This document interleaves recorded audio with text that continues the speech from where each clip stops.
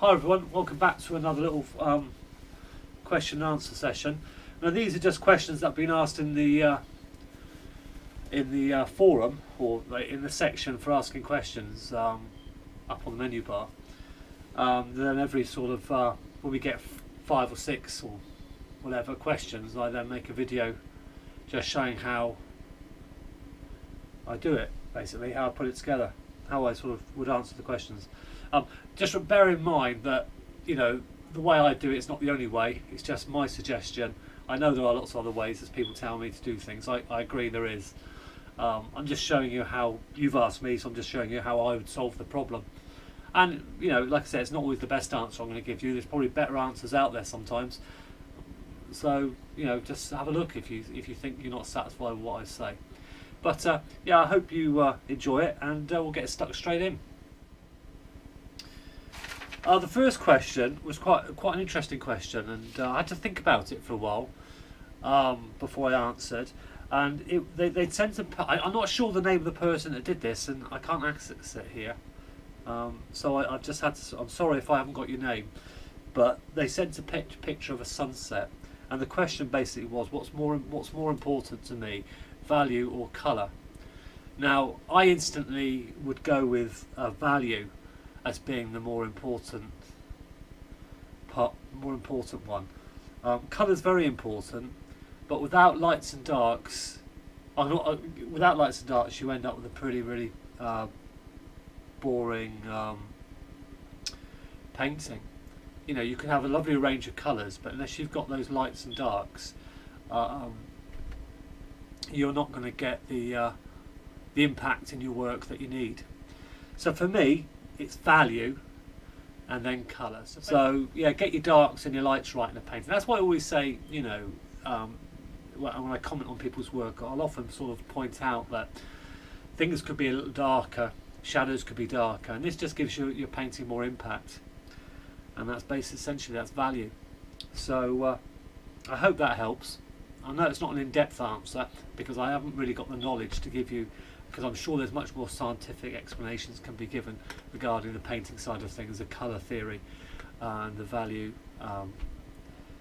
by much more experienced people. But I just have to give you how I get by and how I paint, and I do okay. I seem to do okay. So yeah, for me, value is the most important. Okay, then we'll move on to our next question, and that one is by Robin, very active member in our chat room and forum. Always comments beautifully on other people's work, so I thank her very much for that. Today she's asked me, how do you paint a rainbow? Thanks, Robin. I don't know. How do you paint a rainbow? Well, it's tricky because you've got to be careful you don't lose all the colours, I guess. I'll have to think about this one, so I'll have a think about it, and I'm going to be back in a minute, and we'll have a little go together. Okay then, I've just roughly sketched out this kind of landscapey scene. It's a big mountain, and just half the arc of the rainbow is coming that way. We can have some sea down here, some trees in the foreground, just under the mountain. But what we're really concentrating on is how we tint in this rainbow, because that's what the question was, how do I paint a rainbow? So basically we want to keep it quite soft. We don't want to go down that childlike look where you have that solid band of colour. A bit like in what's that program, the kids program, Rainbow. You don't want that sort of like hard look to it, so your painting will look pretty amateurish. So we're just going for a tint in the sky, a colour really. So what I'm going to start off by doing first is making sure I've got some colour on my palette, basically. For that I'm going to add just some lemon yellow. I don't know if that's the right yellow to be using. I'm sure people will probably think not, but that's what I'm using. Some cad red.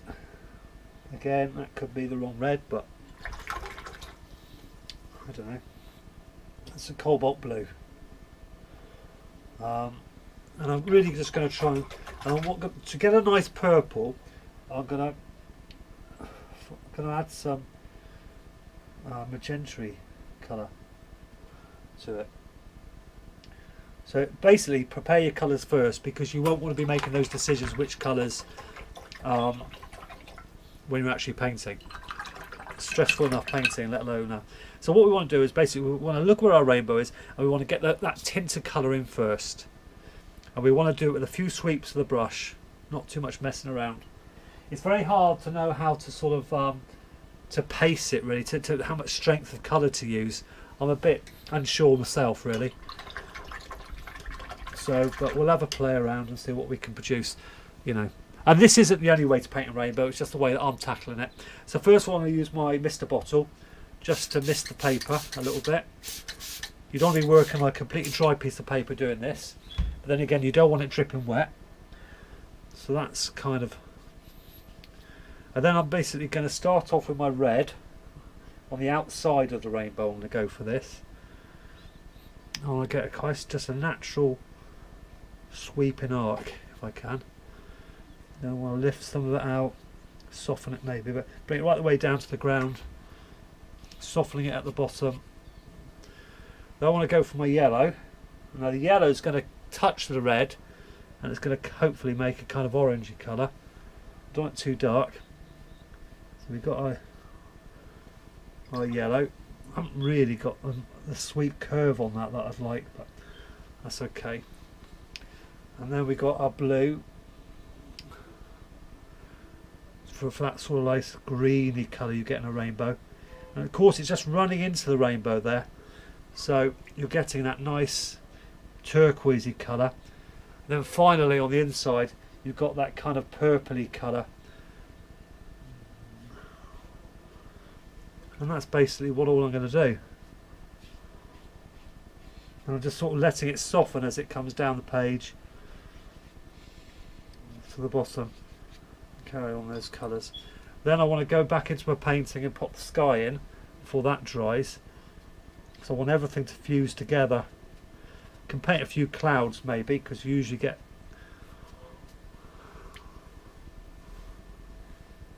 a bit of and that's just sort of softening itself into the rainbow, maybe over the top of that thing.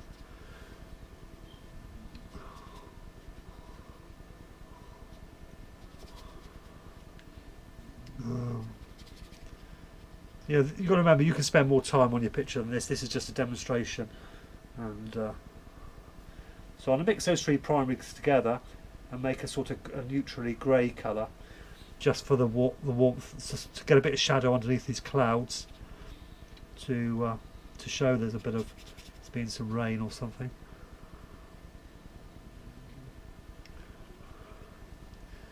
And those distant hills in the background, I'm just going to pick up with a blue. But I'm not going to go right the way through, I'm just softening them as I go towards the rainbow, so you get that nice softened edge.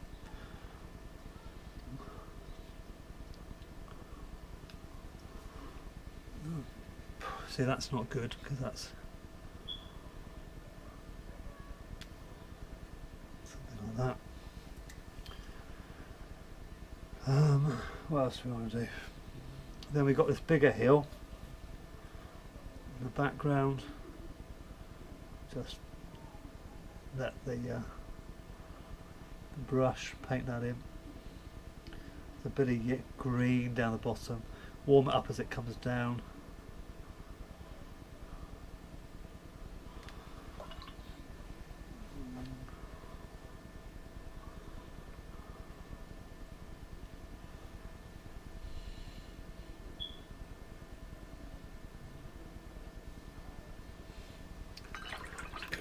Make sure you use the clean. So I want to soften that edge there just by the rainbow. So I'm just going to. I've cleaned my brush off a bit, and I've made sure I've dried the brush so I'm not dropping water into it, and I've just softened that edge. And again, just paint these trees in. They're quite warm in colour. Mix it up a bit.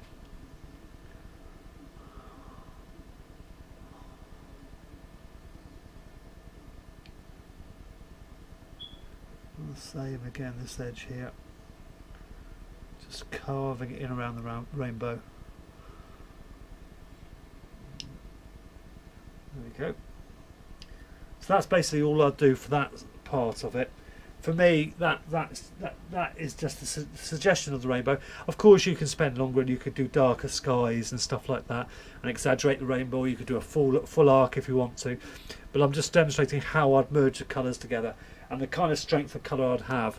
I wouldn't go for a full-bodied strength of colour that made it almost look like it was stuck on cutout of a rainbow on the picture. It's all about the diffused edges around the sides and things like that.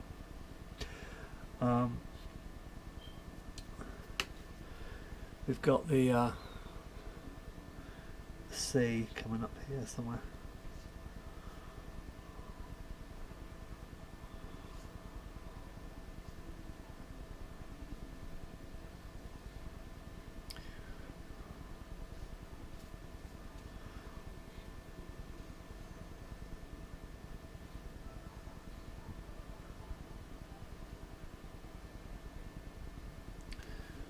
Anyway, that's the beach. So I hope that helped, Robin. I hope that gave you some idea how I'd tackle a rainbow. It's just, you know, obviously it needs a lot more work in the back of these hills to make that stand out, but that's not what we're doing now. Just giving you an idea on how to do a rainbow. I hope that helped. Good question. Okay, we'll move on to our next question. Karen McCready asked a good question. That's how to... let me make sure that's on it. How to paint reflections and to stop it blooming. Basically, blooming is often caused by when you put too much water on your brush into an area that's already partially dried.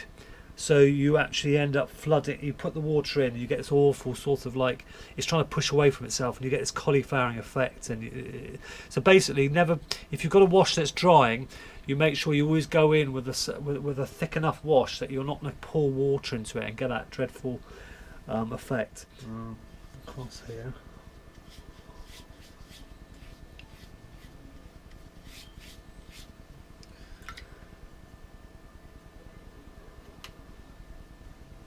A bit of blue for the sky that can run into the clouds.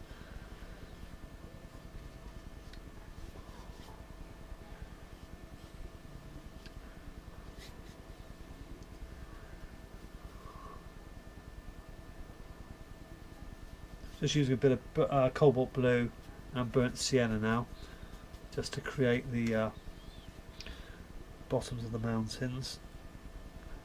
Using quite a big brush so I can work quite quickly.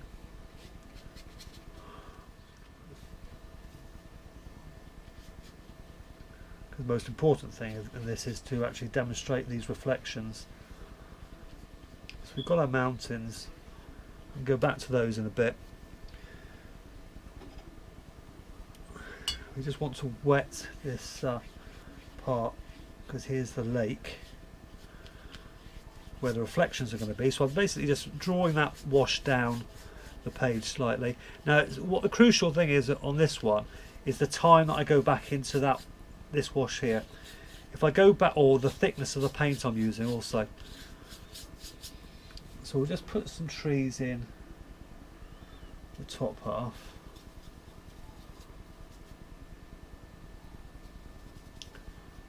Bit of red in with it.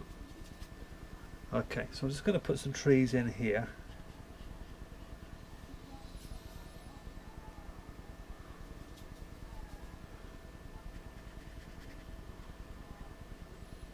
Just like that. Right, so we've got a line of trees at the base of the mountain. I'm just looking at that wash. That's dried enough now for me to put these reflections in the mountain.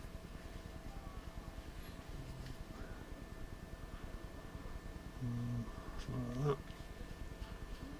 So we've got some hard and soft edges where the mountain's reflecting.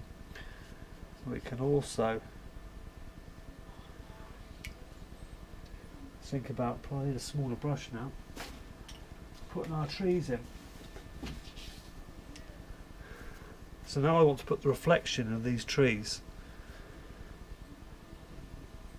So we've got that brush.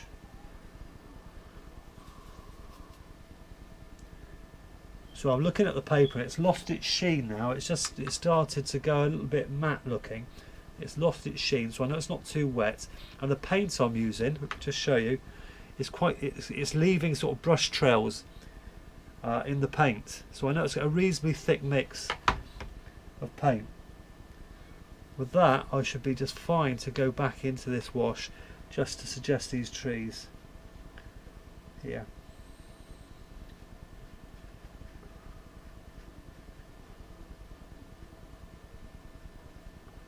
See those bits of white, they look nice.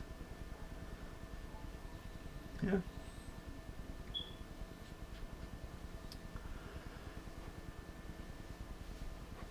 Basically, by doing that, you've painted your reflections. That's all you have to do. Okay, so it's basically all about not going in too early and not having too much water on your brush. Try and look for when the shine off the paper's gone. Let's make these a bit darker perhaps. Those trees.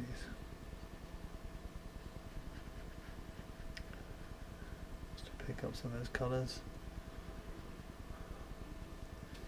But you also get some, as it dries, you get some nice effects around here. You get some nice effects of the of how it's drying, and the nice subtle breaks in the water there. What you can do over here is you just suggest a few branches and stuff with the end of a brush. You know, you can, if you want to. And again, you can do that back into the water. Yeah. But that's basically how you paint reflections. You're looking for the shine of the paper to go, and then you make sure the mix you use to paint the reflection is thick enough. If it's too watery, you're going to get this awful blooming effect. It's going to disperse on the page and you're going to lose any impact. It's all about just getting that right moment. I hope that helps, Karen. Okay, I was also asked, let me find my piece of paper, how to paint snow-capped mountains. I'm not sure who that was that asked that, but if you ask that question, I'm going to have a very brief go at doing it. It's a big subject and it can be tackled in many different ways.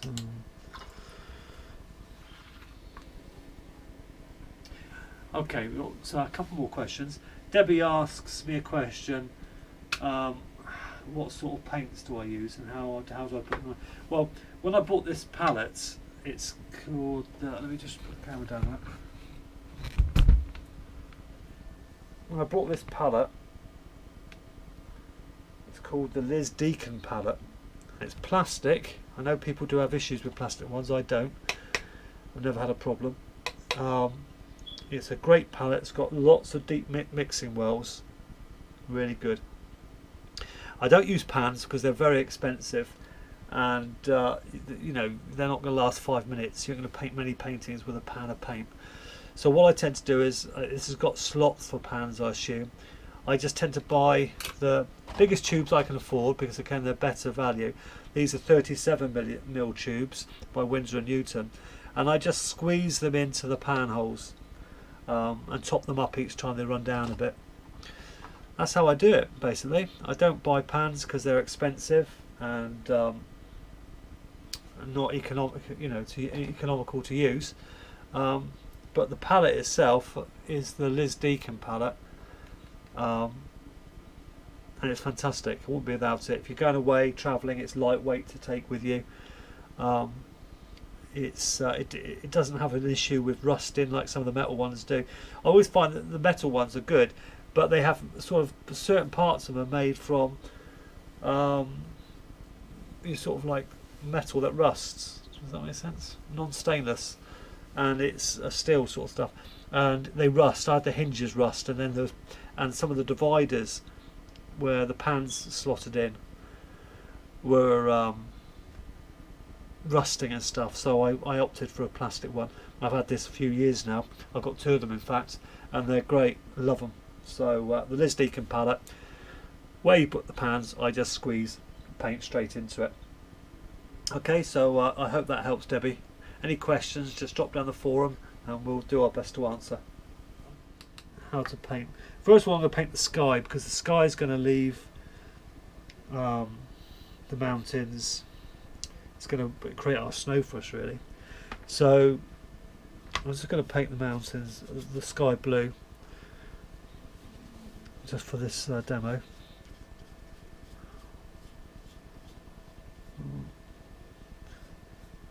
So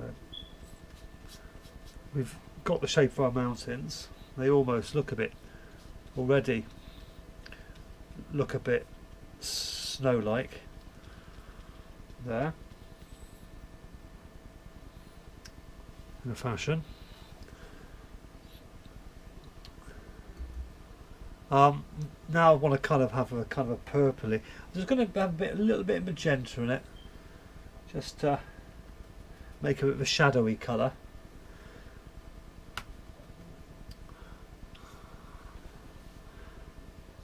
I just want to sort of create where the light would be, different places.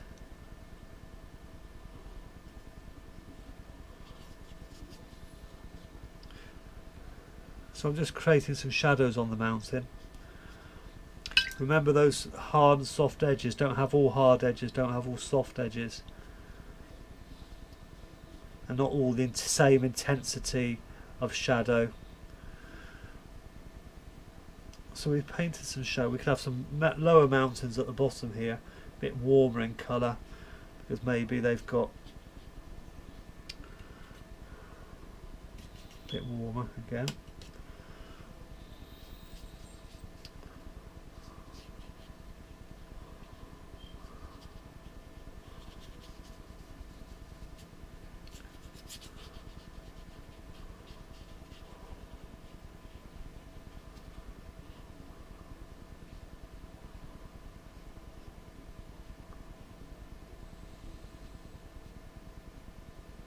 So there we go. So then we would have some trees in the foreground, maybe. So we've got our mountain, we've got our snow. All we've got to do is put some trees in.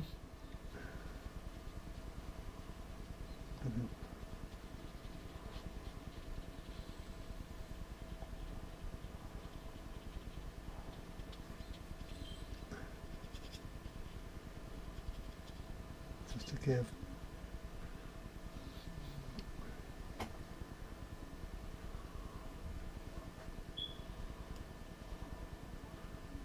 little trees on the mountain.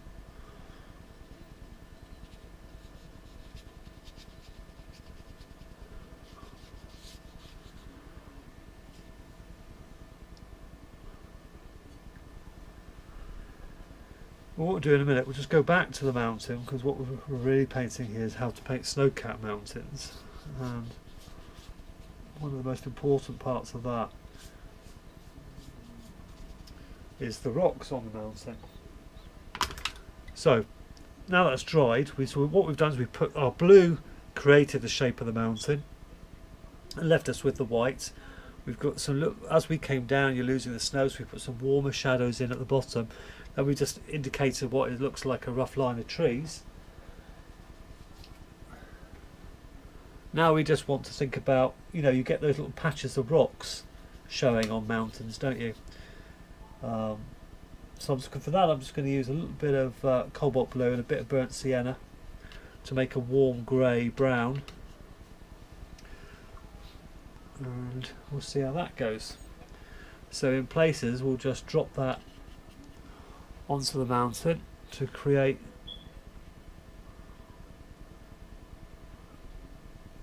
that appearance of just rocks showing through. And again, don't keep all hard edges. Once you've got it, wash your brush off and soften some of the edges and leave some hard edges, and vary the colour a little bit. Just you know, I wouldn't go too mad with it.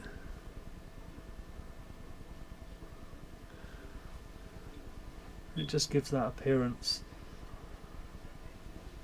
of rocks. And obviously the further you come down, you probably have more of it.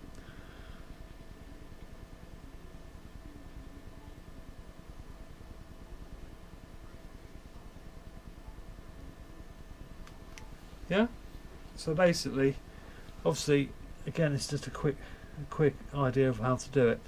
You could take a lot longer over it than that, but again, that gives you an idea of what to do. Just soften some of the, go back and soften some edges.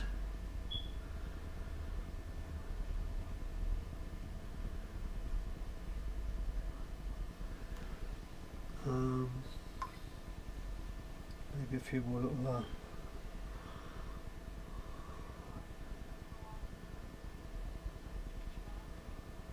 some of the shadows, but there we go.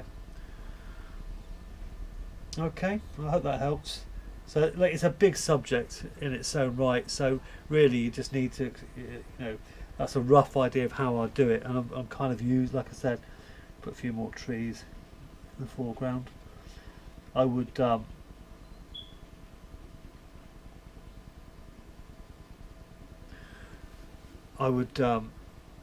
use the sky to make the shape of the mountains, and then just put some cool washes on the mountain where the sun's not getting to the snow.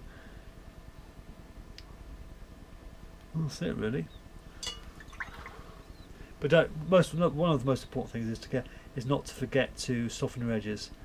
Make sure you've got lots and lots of, you know, a good variety of hard and soft edges.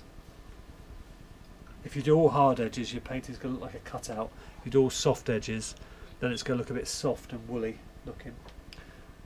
Okay, so I hope that helped. Yeah, thanks for the question. Okay, Jonah, last question. Joan asks, how to sign a painting?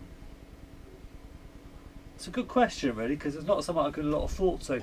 I've often signed them with a pencil, and then until I was told that's the completely wrong thing to do. So what I tend to do now, I use a rigger brush, like that. You can see that going. I use a rigger and quite thick paint. I choose an area of the painting, usually at the kind of the foot of the painting, which is, you know, I don't want my signature to be the overriding factor on a painting. I hate it if it's a very quiet area of the painting and there's a big fat signature in it, shouting out my name. That doesn't float my boat really.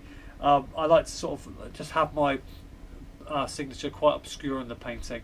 But if people really want to look for it and find it, they can find it. But you know, overall, it's just kind of hidden. But so I use kind of a complementary colour, obviously, to wherever I sign, and I just use a rigger, so I get quite a fine line. And if you use anything too fat, you're going to get a big fat signature, and it's going to take up more space. So I just work with a rigger and sign my painting. Usually on the bottom right hand side. Sometimes if it's there's no area there for it because it's too busy or whatever, I do it on the left hand side. The other thing is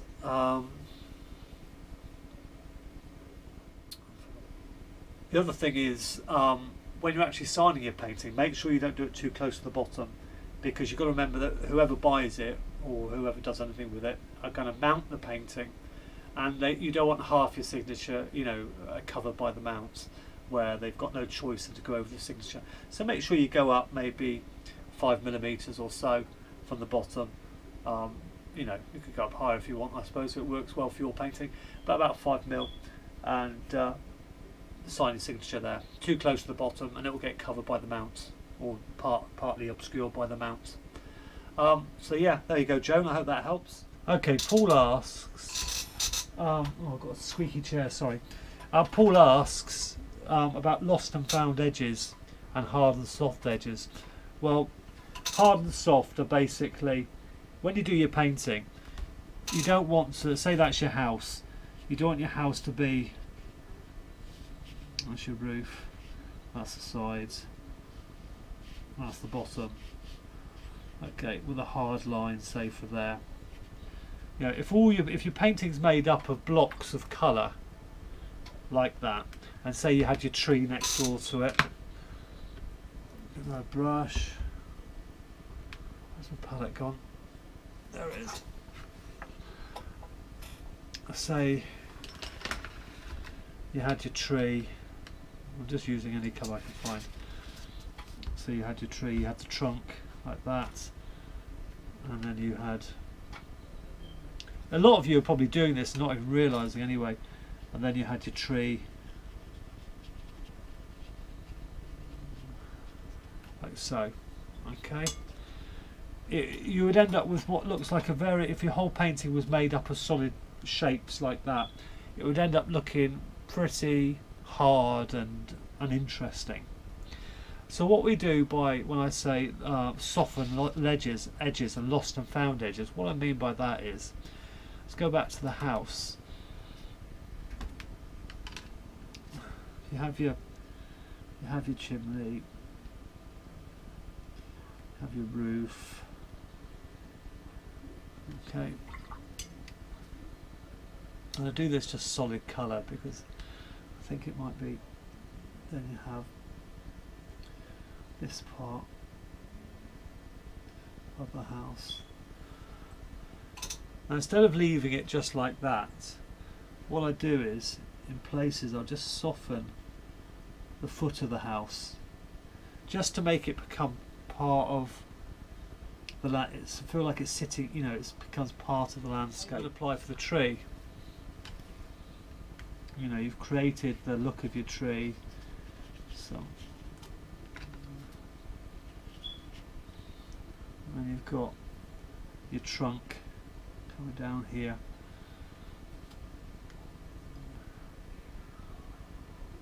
Branches. Instead of having your tree, you would soften the bottom of your tree and let it run into the landscape. You would soften some of the sides of the tree into the surrounding landscape. Yeah. So you're not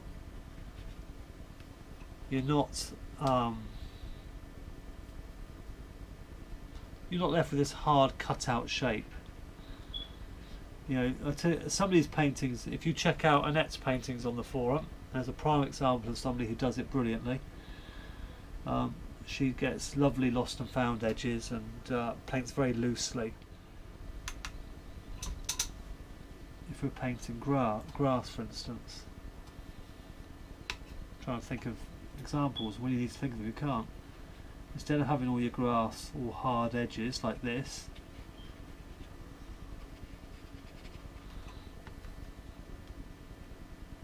not very good grass, is it really? But gives you an idea. And leaving it like that, you would soften some of the edges. Just run some cool water, some clean water into it, just to soften some of the edges, and give yourself, you know, just makes it look more realistic.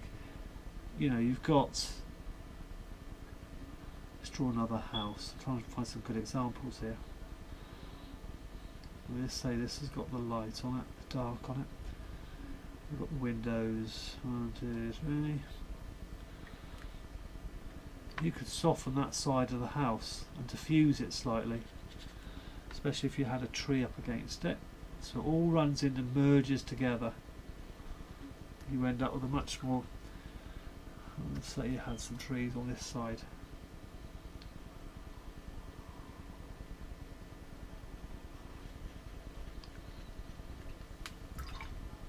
Instead of leaving it all hard and cut out, you could just soften some of those edges with your brush and the bottom. And I think you just end up with you could take this to a deeper level. But for starting out, if you bear this in mind when you're starting out painting, that you need to create hard and soft edges in your paintings, then you can't go wrong. You can, but it's a good start. It's a good grounding, in painting. to be able to remember to soften edges. And so I'm softening these now in front of there, just drawing a little bit of the colour around the base of the house. So I hope that gives you a rough idea of what I mean, Paul. It's just put some shadow on this side of the house. That shadow is going down there. Just soften it slightly. Could have softened that area of the house, the roof along there, just so it doesn't all look very hard lines. We're just looking for soft areas within the painting, and not creating things that are like all cut out and stuck on, and buildings that look like they've landed instead of having been built and have got footings and a base and are coming out of the ground more. Okay, so I hope that it's a big subject, this, and maybe it's something I'll cover in a more detailed video solely devoted to sort of how I do that, or paint a painting where I'll be using it a lot, and you can actually I'll do close-ups of how I actually do that. But essentially what you're doing is, just when you paint something, whatever it be, like that, instead of leaving all the edges hard, you just soften some. You draw them down into the surrounding colours, or surrounding hillside, or lift some colour out even, just to lighten it slightly if you want to create a misty effect. It's just all about using, because as artists we're not here just to create a copy of what we see. The beauty of painting is that we can actually mess about with paint, and we can have some fun with it, and do what we want to do. So I hope that helps a little bit anyway, Paul.